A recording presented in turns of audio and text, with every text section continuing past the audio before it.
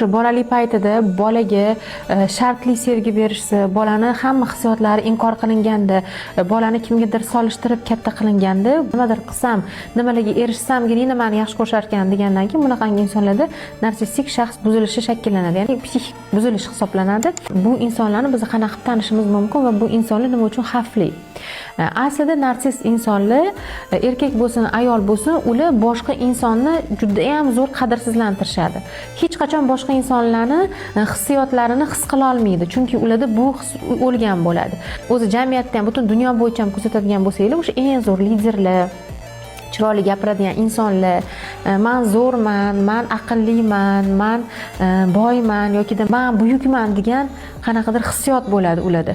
Ular boshqa insonlarni inson sifatida ko'rmaydi, faqat o'zini zo'r, o'sha kuchli, muvaffaqiyatli deb hisoblashadi. Aslida ular bilan muloqotga kirganingizda, ularni hayot tarzini o'rganganingizda, ularni psixoanaliz qilganingizda hayotini, ular shunaqangi nima deydi, ichi qora, boshqa insonlarni muvaffaqiyatini ko'ra olmaydi yoki boshqa insonlarni hisobiga o'zini yuqorilashtirishni yaxshi ko'radigan insonlar bo'ladi. Va bu bizning atrofimizda ham bunaqa insonlar juda ham ko'p.